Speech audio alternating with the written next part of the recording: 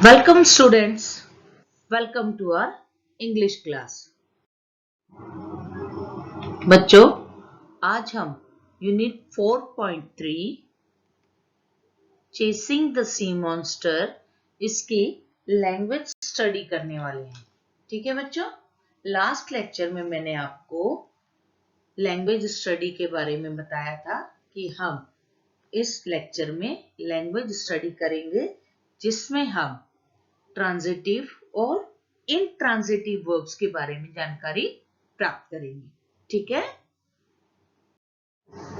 C there on your screen page number 104 of your English text book.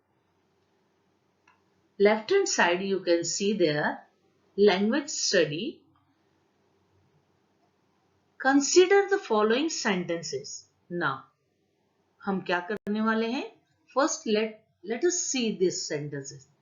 These are the sentences. 6 sentences are given there. 6 sentences आपको screen पर दिखाई पड़ रहे हैं बाईं तरफ। ओके बच्चों, and there some words are underlined there in the sentences. In sentences में आपको कुछ words आपको underline किए हुए दिखाई दे रहे हैं। अंडरलाइन को इंग्लिश में हिंदी में कहते हैं अधोरेखांकित शब्द। ठीक है, see there the very first sentence, we gasped. Gasped का मतलब होता है चकित होना या दंग रहना, है ना। ये सेंटेंस है वी गैस्प्ड, हम चकित हो गए, हम वर्ड है। Okay, we stood mute and motionless. हम खड़े थे, स्टूड यानी खड़े रहना, म्यूट यानी निशब्द, यानी बिल्कुल आवाज न करना, है ना। जब आप टीवी देखते हो कभी कभी ऐसा होता है, कुछ फोन वगैरह आ जाता है तो देखो पापा म्यूट का एक बटन दबा देते तो आवाज बंद हो जाती है, तो उसे कहते हैं म्यूट, यानी एकदम निशब्द, शांत होना। एंड मोशनलेस, मोशनलेस का मतलब होता है हलचल रहित, एकदम स्थिर खड़े होना, यानी बिल्कुल हिलना डुलना नहीं, है ना। So we stood mute and motionless, हम एकदम शांत, निशब्द और स्थिर खड़े थे। आई वॉज सरप्राइज्ड, मैं चकित था। I was observing this phenomenal creature, मैं ऑब्जर्व कर रहा था किसे? दिस फिनोमिनल क्रीचर, यानी असाधारण प्राणी को। क्योंकि इस लेसन में मैंने आपको बताया था वार्मिंग अप में कि जो क्रीचर था एक्चुअल वो क्रीचर नहीं था, दरअसल में वो क्या थी? एक सबमरीन थी, पनडुब्बी थी, है ना। और ये उस समय की बात है जब कोई भी पनडुब्बी के बारे में जानता नहीं था। तो जो शिप के ऊपर लोग थे जिन्होंने उसे देखा था, उन्हें ऐसा लग रहा था कि यह कोई असाधारण प्राणी है, फिनोमिनल क्रीचर। ओके बच्चों, द कैनोनियर फायर्ड अ शॉट। कैनोनियर ने, कैनोनियर कैनन, कैनन का मतलब होता है तोप। ओके, और तोप दागने वाले व्यक्ति को कहते हैं कैनोनियर, यानी तोपची। ठीक है, उसने फायर्ड अ शॉट, शॉट यानी कि यस, निशाना साधा। Okay, the shell hit the animal. Shell ने यानी कवच ने या खोल ने, हिट, हिट यानी आघात पहुंचाना, द एनिमल प्राणी को आघात पहुंचाया। Now here you see 6 sentences are there, out of which 3 are without object and 3 sentences are with object. Last lecture में I told you object क्या होता है। ऑब्जेक्ट की परिभाषा मैंने आपको लास्ट लेक्चर में ऑलरेडी पढ़ाई थी, है ना। जो लैंग्वेज स्टडी कराई थी बेबी पेंगोलिन वाली, उसमें मैंने आपको कराया है what is the definition of object. Object मतलब क्या होता है? A word or phrase that refers to the person or thing affected by the action of the verb is known as object। यानी कि जब कोई कार्य किसी व्यक्ति पर, वर्ड या फ्रेज जो है किसी पर्सन या वस्तु के ऊपर, उसके ऊपर कार्य का प्रभाव पड़ता है, किसी व्यक्ति या वस्तु के ऊपर वह शब्द जिसके द्वारा कार्य पड़ा ऐसा समझ में आता है, उसे हम कहते हैं ऑब्जेक्ट। अब यहां पर देखो, पहले 3 सेंटेंसेस में खाली हमने वी और आई, ये 3 ही शब्द जो है हमारे अंडरलाइन है, उसके आगे वर्ब है, ठीक है। लेकिन जो भी कार्य हुआ है उसमें चकित होना, चुपचाप शांत खड़े रहना या आश्चर्यचकित में होना, इनमें हमारे पास कर्म, यानी जब हम क्वेश्चन करते हैं व्हाट या हुम और हमें उत्तर प्राप्त होता है, तो वह शब्द जो रहता है जो इस उत्तर को दर्शाता है वह कहलाता है उस वाक्य का कर्म। जैसे कि आप देखिए चौथे नंबर में है, चौथे नंबर का आपका सेंटेंस है, I was observing this phenomenal creature। यदि मैं यह वाक्य सिर्फ इतना ही लूं, हाफ, I was observing, मैं निरीक्षण कर रहा था या कर रही थी, बस, तो भी वाक्य हमारा पूरा है। मैं निरीक्षण कर रहा था या मैं निरीक्षण कर रही थी। आगे जो अंडरलाइन वर्ड है दिस फिनोमिनल क्रीचर, ये क्वेश्चन का आंसर है। कौन से क्वेश्चन का? यदि मुझे क्वेश्चन किया गया what was you observing, what was you observing, तुम क्या निरीक्षण कर रहे थे, तो मैं आंसर दे सकती हूँ I was observing this phenomenal creature. तो मैंने व्हाट का उत्तर दिया, क्या ऑब्जर्व कर रही थी? असाधारण प्राणी को, ये उत्तर आया हमारा। तो यदि व्हाट और हुम ऐसा प्रश्न करने पर हमें उसका उत्तर प्राप्त हो रहा है, यानी कर्म पता पड़ रहा है, तब हम उसे कहेंगे ट्रांजिटिव वर्ब। उस वर्ब को हम ट्रांजिटिव वर्ब बोलेंगे। अब वर्ब की परिभाषा मैंने आपको पहले ही दे दी है और बहुत बार हुआ है। वर्ब मीन्स क्रिया, जो भी कार्य हम करते हैं वे सारे शब्द जिनसे कार्य के होने का बोध होता है उसे हम क्रिया कहते हैं। अब यहां पर थर्ड सेंटेंस में आपकी है आई वॉज सरप्राइज्ड, मैं आश्चर्यचकित था, तो आश्चर्यचकित होने की क्रिया थी। फोर्थ में आई वॉज ऑब्जर्विंग, मैं निरीक्षण कर रहा था, तो निरीक्षण करने की क्रिया हुई है। फिफ्थ में द कैनोनियर फायर्ड अ शॉट, कैनोनियर यानी कि तोपची, मैंने आपको बताया तोप दागने वाला व्यक्ति। फायर्ड, FIRED, फायर्ड, फायर्ड यानी कि दागा, क्या दागा उसने? अ शॉट, यानी निशाना साधा, निशाना दागा, है ना। तो द कैनोनियर यानी कि जिसने काम किया वो हो गया कर्ता, बाकी जो कार्य हो रहा है वो हो गई क्रिया। क्या कार्य हुआ, उसका क्या प्रभाव पड़ा, क्या दागा उसने? What he shot, what he fired, sorry what he fired, क्या फायर किया उसने? ही फायर्ड अ शॉट। तो अ शॉट जो वर्ड है ये आपका क्या हो गया है? ऑब्जेक्ट। ओके बच्चों, नीचे लास्ट सेंटेंस में भी आप देखिए the shell hit the animal, shell यानी कि कवच या खोल आप कह सकते हो, हिट, हिट यानी कि आघात पहुंचाना, है ना, आघात पहुंचाया। अब अगर मैं बोलूं द शेल हिट, कवच से या खोल से आघात पहुंचा। अब अगर इतने पे सेंटेंस हमारा कंप्लीट हो जाए तो ये हो जाएगा इंट्रांजिटिव वर्ब, ओके। लेकिन आगे मैंने पूछा हुम, हुम यानी किसको, शेल ने किसको आघात पहुंचाया? टू हुम, किसको आघात पहुंचाया? यस, एनिमल को, है ना। तो द एनिमल, एनिमल के ऊपर उस आघात का प्रभाव पड़ा। तो जो कार्य हुआ आघात पहुंचाने का, उसका प्रभाव किसके ऊपर पड़ा? एनिमल पे। तो एनिमल क्या हो गया? कर्म, यानी कि ऑब्जेक्ट। समझ में आ गया बच्चों? फिर से ये तीनों सेंटेंस आप ध्यान से देखो, आखिरी के 3, I was observing this phenomenal creature, मैं निरीक्षण कर रहा था। What I was observing, मैं क्या निरीक्षण कर रहा था? This phenomenal creature is असाधारण प्राणी का, है ना? तो असाधारण प्राणी, इसके ऊपर मैं निरीक्षण कर रहा था, तो ये कर्म हो गया। तो जो शब्द कर्म है, यदि हमें सेंटेंस में कर्म प्राप्त हो रहा है, तो जो भी क्रियाएं हो रही है, was observing, fired, hit, ये तीनों क्रियाएं हो रही है, ऑब्जर्वेशन की, फायर की और आघात पहुंचाने की, हिट की।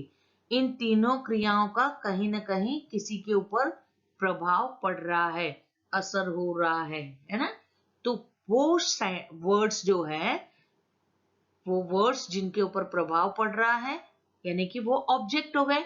और यदि ऑब्जेक्ट है, तो जो वर्ब है यानी क्रिया है, इनमें ऑब्जर्वेशन की क्रिया, फायर की क्रिया और हिट की क्रिया, ये जो है कौन से टाइप के वर्ब्स हो गए, किस प्रकार की क्रियाएं हो गई?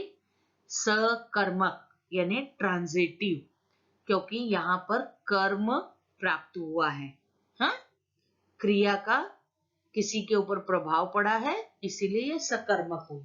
ओके, आप हिंदी में भी ये अच्छे से जानते हो, सकर्मक और अकर्मक। ओके बच्चों, see there, if you try to find the subject and object in these sentences, you will notice that all these sentences have subjects, but there are no objects in some sentences. अब आपने यहां पर देखा ना, पहले 3 sentences जो थे, आप दाहिनी तरफ आप उसका हिंदी अनुवाद भी देख सकते हो कि उपर्युक्त प्रथम 3 वाक्यों में केवल सब्जेक्ट है, यानी कि कर्ता है। अधोरेखांकित शब्दों को जरा देखो तो, अधोरेखांकित कौन कौन से हैं? वी और आई। इसमें, इनमें ये सारे के सारे क्या हैं? सब्जेक्ट है।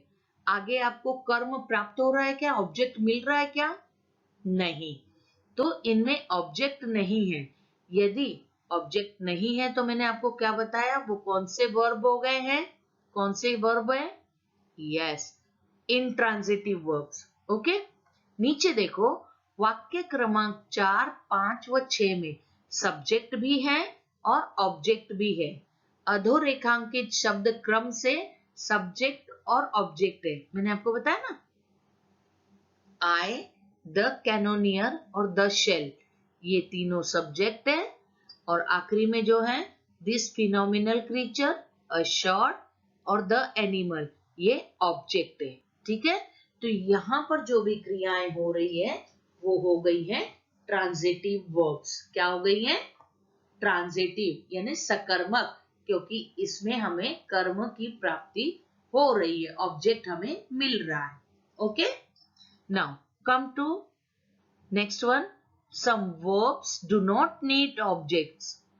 इसमें need यानी जरूरत नहीं है, no need, जरूरत नहीं है ऑब्जेक्ट्स की। कुछ वर्ब ऐसे होते हैं जिनमें कर्म की आवश्यकता नहीं होती है, और ऐसे जो वर्ब्स रहते हैं, क्रियाएं रहती हैं, उन्हें हम कहते हैं इंट्रांजिटिव वर्ब्स। इंट्रांजिटिव, अकर्मक। Okay, for example consider these sentences. उदाहरण के लिए आप नीचे देखिए, birds fly, the egg fell down, the balloon grows in the sky, the baby smiles all the time. यहां पर आप देखिए बच्चों, बोल्ड लेटर में फ्लाई, फेल, फेल क्या है? फॉल का पास्ट टेंस है। फॉल यानी गिरना, फेल यानी गिरा। राइज यानी उड़ना, ऊपर उठना, रोज यानी ऊपर उठा। रोज का यहां मतलब क्या है? क्रिया, जो क्रिया हो रही है ऊपर उठने की, उसका पास्ट टेंस। ओके, और स्माइल का है स्माइल्स, ये प्रेजेंट कंटिन्यूअस है। ओके, तो ये जो वर्ब है फ्लाई, फेल, रोज और स्माइल्स, ये यहां पर आपको इन सेंटेंसेस में ऑब्जेक्ट नहीं मिल रहा है, क्योंकि ये सेंटेंस अपने आप में बगैर ऑब्जेक्ट के ही पूर्ण हो जा रहे हैं।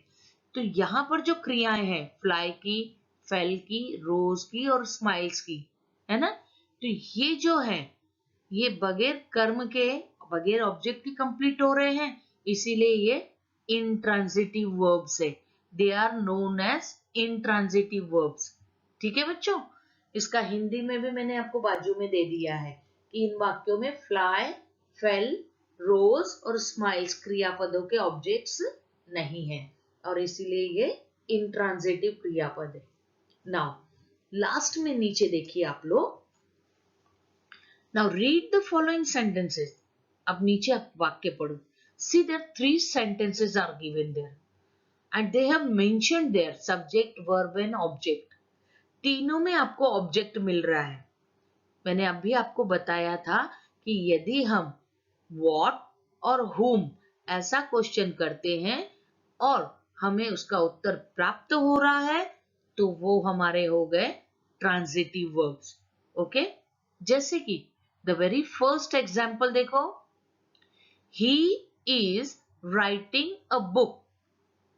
ही इज राइटिंग अ बुक। अब यहां पर इस सेंटेंस में इज राइटिंग ये आपका वर्ब है, लिखने की क्रिया हो रही है। अगर मैं कहूं ही इज राइटिंग, वह लिख रहा है, ये अपने आप में कंप्लीट है। लेकिन सिर्फ इतना ही रहा, वह लिख रहा है, तो इंट्रांजिटिव वर्ब हुआ। यदि लिखा है कि he is writing a book, क्या लिख रहा है वो? What is he writing? What is he writing? तो he is writing a book. What यानी क्या, क्या लिख रहा है वो? किताब। तो किताब जो है ये ऑब्जेक्ट है, बराबर, क्योंकि क्या शब्द का उत्तर हमें मिल गया, क्या लिख रहा है? किताब। तो किताब के लिए वह ऑब्जेक्ट हो गया, जो अ बुक ऑब्जेक्ट हो गया। और अगर हमें ऑब्जेक्ट मिलता है तो मैंने आपको क्या बताया, यदि ऑब्जेक्ट है तो जो भी क्रिया हो रही है वो कौन से वर्ब हो गई है? ट्रांजिटिव। यदि ऑब्जेक्ट नहीं मिलता है तो जो भी क्रिया वर्ड है वो कौन से होंगे? इंट्रांजिटिव। सेकंड देखो, she answers all the questions. She यानी वह, आंसर्स, शी आंसर्स। अगर सिर्फ इतना ही मैं कहूं शी आंसर्स, वह उत्तर देती है, तो क्या यह अपूर्ण वाक्य हो गया क्या? नहीं, वो उत्तर देती है। बट अगर मैंने पूछा क्या, किस चीज का उत्तर देती है? ऑल द क्वेश्चन, सभी प्रश्नों के उत्तर देती है, तो मुझे ऑब्जेक्ट मिल गया ऑल द क्वेश्चंस। ठीक है, तो ये जो वर्ड है आंसर्स, ये जो आपकी क्रिया है आंसर देने की, ये कौन सी क्रिया हो गई? ट्रांजिटिव वर्ब हो गया, सकर्मक क्रिया हो गई, क्योंकि यहां पर हमें ऑब्जेक्ट मिला है ना। Last one, the dog at the biscuit. The dog ये सब्जेक्ट हुआ, क्योंकि कार्य करने वाला व्यक्ति कर्ता होता है और कर्ता को इंग्लिश में सब्जेक्ट कहते हैं। कार्य कोई भी कर रहा हो, चाहे सजीव प्राणी हो चाहे निर्जीव हो। अब यहां पर द डॉग, कुत्ते ने कार्य किया, किस चीज का कार्य किया है? एट, ATE, एट यानी खाया, भूतकाल है। हाँ ये बच्चों, ईट का पास्ट टेंस है ate. Okay, the dog ate, कुत्ते ने खाया। अब अगर मैं पूछूं what did the dog eat, कुत्ते ने क्या खाया? तो द बिस्किट, कुत्ते ने क्या खाया? बिस्किट। तो बिस्किट ये ऑब्जेक्ट हुआ। समझ में आ रहा है बच्चों आपको? The dog at the biscuit, कुत्ते ने बिस्किट खाई। तो सब्जेक्ट, वर्ब और ऑब्जेक्ट तीनों चीजें हमें मिली। और जिस भी सेंटेंस में सब्जेक्ट, वर्ब, ऑब्जेक्ट होता है, वहां पर जो भी क्रिया होती है वो हो जाती है ट्रांजिटिव। यदि ऑब्जेक्ट नहीं होता है तो वहां जो भी क्रिया वर्ड है वो हो जाएगा इंट्रांजिटिव। ओके बच्चों, समझ में आ गया? Thus, all these verbs have an object. They are known as transitive verbs. अब इसका हिंदी आप बाजू में देख लीजिए। उपयुक्त सभी क्रियापदों के ऑब्जेक्ट्स है। इस प्रकार के ऑब्जेक्ट की आवश्यकता वाले क्रियापदों को ट्रांजिटिव वर्ब्स कहते हैं। ठीक है, सकर्मक क्रियापद। उपयुक्त वाक्यों में क्रम से इज राइटिंग, आंसर्स तथा एट, मैंने अभी आपको बताया ना ईट का पास्ट टेंस है एट, ये सारे के सारे ट्रांजिटिव क्रियापद हैं। ठीक है बच्चों, ये आपको समझ में आ गया, ट्रांजिटिव और इंट्रांजिटिव। Very good. अब आप देखिए आपकी स्क्रीन पर 2 मिनट्स ऑफ ओरल वर्क। ये पहले भी हम बहुत सारी ऐसी एक्टिविटी कर चुके हैं।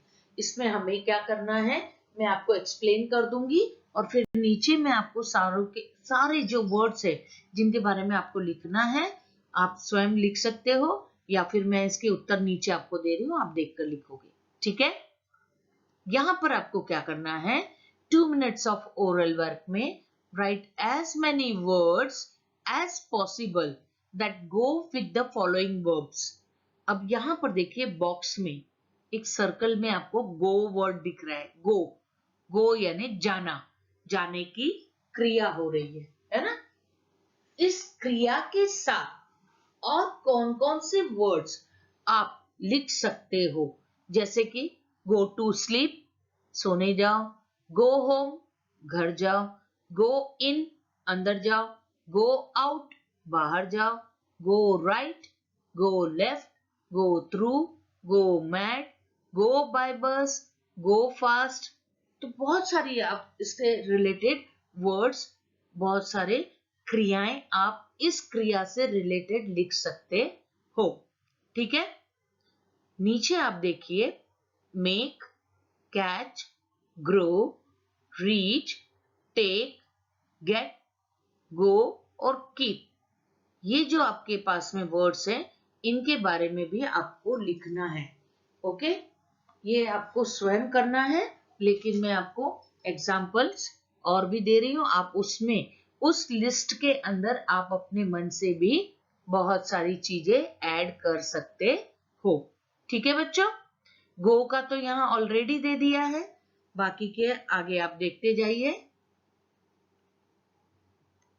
मेक, मेक टी यानी चाय बनाओ, मेक अ हैबिट अपनी आदत बना लो, मेक अ डिसीजन निर्णय लो। सो मेक से मैंने आपको बहुत सारे दे दिए हैं। इसी प्रकार आपको catch, grow, reach, take, get, go का ऑलरेडी दिया है लेकिन एक बार और दे रही हूं, देन लास्ट वन है कीप। ठीक है, आप यहां पर ध्यान दीजिए, आपको मैंने ये समझा दिया है एक्चुअल में आपको कैसे करना है। आप इन सब वर्ड्स को, जैसे ग्रो, थर्ड नंबर देखो, grow fast, grow in size, grow bigger, grow trees, grow money, crops, आप कुछ भी लिख सकते हो, लेकिन रेलिवेंट होना चाहिए, उसका मतलब होना चाहिए। मतलब ये नहीं कि कुछ भी उठाया और भर दिया ऐसे ही। इसीलिए मैंने आपको उदाहरण सभी के दे दिए हैं, आप इनमें अपने मन से और भी बहुत सारे वर्ड्स जोड़ सकते हो, बहुत सारी क्रियाएं जोड़ सकते हो। ठीक है बच्चों, ये आपको 2 मिनट्स ऑफ ओरल वर्क आपका स्वयं का है, लेकिन मैंने आपको दे दिया है जिससे आपको करने में आसानी हो। ठीक है, so that's the end of your language study. Okay, आपको क्या करना है, केवल जितनी भी चीजें मैंने आज आपको अभी समझाई हैं और स्लाइड्स में लिखने के लिए दी हैं, आज की डेट डालकर प्रश्नोत्तर की कॉपी में लिखकर रखोगे। ठीक है, सभी को समझ में आ गया, आज की डेट, टॉपिक का नाम language study, then 2 minutes of oral work, video में से देखकर लिखकर रखोगे। ओके बच्चों, यहां पर आपका यूनिट 4.3 पूर्ण रूपेण समाप्त होता है। अब मिलेंगे अगले लेक्चर में नए यूनिट के साथ, यूनिट 4.4। ओके, तब तक के लिए बाय बाय।